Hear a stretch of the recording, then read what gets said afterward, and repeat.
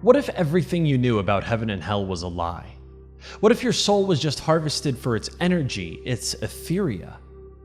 What if you were just cannon fodder in an endless battle between heaven and hell, angels and demons, darkness and light, two sides of the same corrupt coin? But most importantly, what would you risk to save your soul?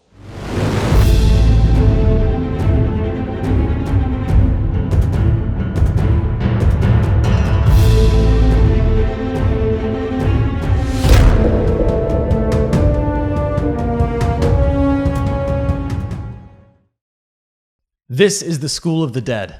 I'm Andrew Seco, and I will be your host and your teacher, and I am going to try to bring Court of the Dead to you in plain language.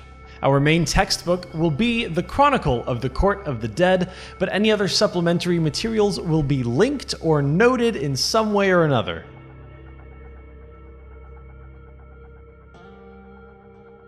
Death, the Alltaker, created in the underworld, created alone. Forced by the cruel hands of the celestial realm, meaning heaven and hell, to collect mortal souls. But instead of housing them as prize or punishment for your mortal deeds, as many mortals believe to be true, heaven and hell simply use the energy from the soul. That energy is called aetheria, and aetheria is what fuels their endless war.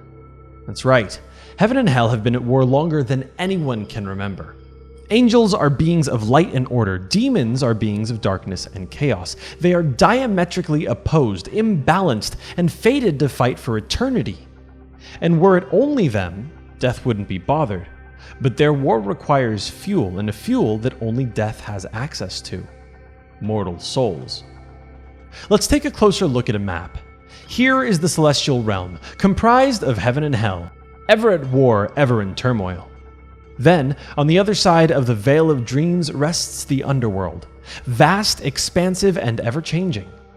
Across the Veil of Shadows is the mortal realm and Earth, from where all mortal souls originate.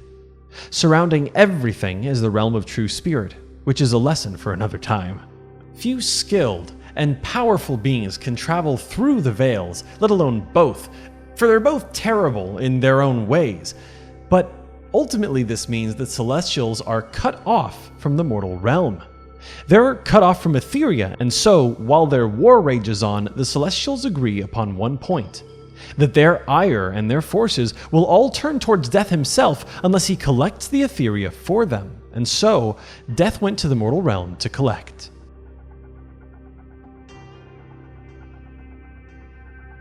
Death's experience is best summed up in Death's First Harvest, a comic book that you can read at this link, but I'm going to try and summarize it for you. Death went to the mortal realm at its very beginning, before Death had claimed anyone, and he expected to find something terrible, awful, extreme, like the angels and the demons themselves. But instead of finding barbarism and cruelty as he expected, he found something else entirely. He found that aetheria had found a form of balance within the mortals, not entirely orderly, not entirely chaotic. Not a perfect balance, but a balance nonetheless. And so, as he watched the mortals, he grew to care for them, love them, and it became very clear that after a time, he would do anything to protect them. So Death had to make a plan. He knew he could do nothing against the tyrannical forces of the celestial realm.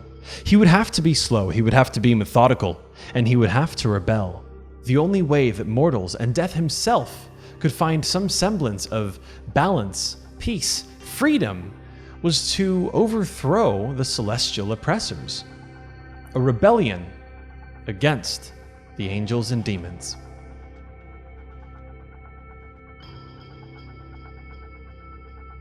Death was wise, and he knew that he could not succeed alone.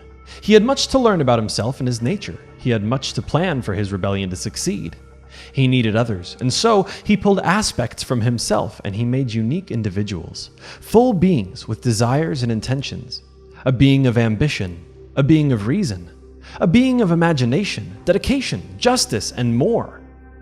The Alltaker assembled co-conspirators from across the realms, remaking them and ultimately forming the Court of the Dead. This council would assist the Alltaker in his plan, And while the court has evolved over time, as allegiances change and children fall away, the Court of the Dead still stands. So what is the Court of the Dead? An assembly of rebels dedicated to toppling the corrupt powers that be. A complicated political allegiance focused around the Alltaker's plan. A plan to restore balance in the universe and freedom to all our mortal souls. And so, with each aspect acting to balance and bolster the underworld, the Court of the Dead began to build a city. Some beings were given life to help Death collect the souls because he needed to collect faster. Not only were the celestial oppressors becoming more greedy over time, Death needed more for himself.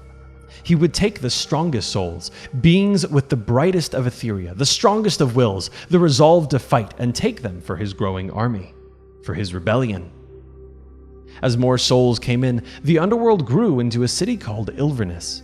The Court of the Dead oversees this city and tends to its matters. Every citizen of the underworld is called a mourner, and each mourner knows what is to come.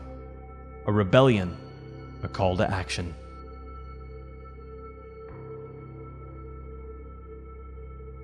Each of Death's children is unwavering in what they represent and what they stand for.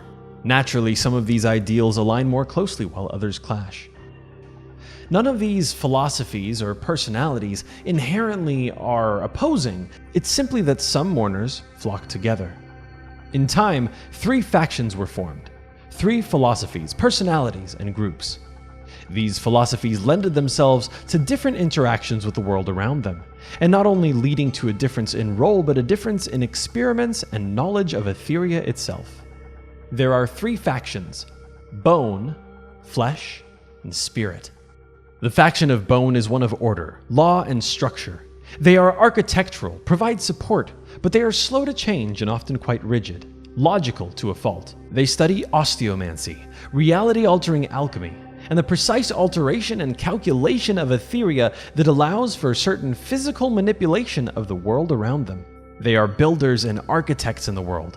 Masters of osteomancy can use it to predict possible futures and build fortresses with bone-like structures. The faction of flesh is a faction of chaos, creation, and change. They live to experience, and they do not apologize for what they think, feel, or are. They adapt. Inconsistent at worst. Ever present in the moment. And they do not deal in mathematical outcomes like osteomancy. No, they deal with necromancy, the art to control flesh, manipulating ethereal imbued tissue. The more adept change their forms frequently. The most adept change other forms and breathe life into new and experimental creatures. The faction of spirit is wise, whimsical, and wild, ever philosophical, sometimes to the point of inaction. Many of them drift far too closely to the realm of true spirit, yet they are the most attuned with it. Those who follow the discipline of spirit are able to practice spirit mandering, the ability to manipulate the fabric of the universe itself, like manipulating the mortal realm and even creating portals within the underworld. Most of all, it means having a deeper connection to the realm of true spirit. Many go mad attempting to attune themselves to the realm, but those who control themselves and their emotions are able to do unimaginable things. Most mourners are drawn to one of these factions, and while there are definitely politics between each of the 3 factions, we'll touch on that another time. For today, know that the Court of the Dead has representation from all 3 factions. Each faction contributes to the Alltaker's plan, and only with all 3 factions acting in unison, as one whole, as one underworld united, can they rise, conquer, and rule. That is a lot to process, so if you have any questions at all, ask us. Ask me. You can check our Instagram story, and we've got a little place for you to input your questions, or just comment on any of our posts, which we'll respond to. And later this week, we'll answer your questions directly, and we'll even have some pop quizzes. And now I have a question for you. What faction do you think you are, and why? And if you're not sure, make sure you go to courtofthedead.com/quiz, and you can take the faction quiz yourself and find out. Thank you so much for watching the first episode of School of the Dead. Make sure you tune in next week for a discussion of the leader of the faction of flesh, Queen Gethsemane. Now go, mortals, rise, conquer, rule. Hey, did you like that video? Well, be sure to subscribe by clicking the S icon on your screen and click that bell icon to be notified whenever a new video is posted. If you'd like more information on the items featured in this video, click the link provided under product info. Thanks so much for watching, and don't forget to let your geek side show.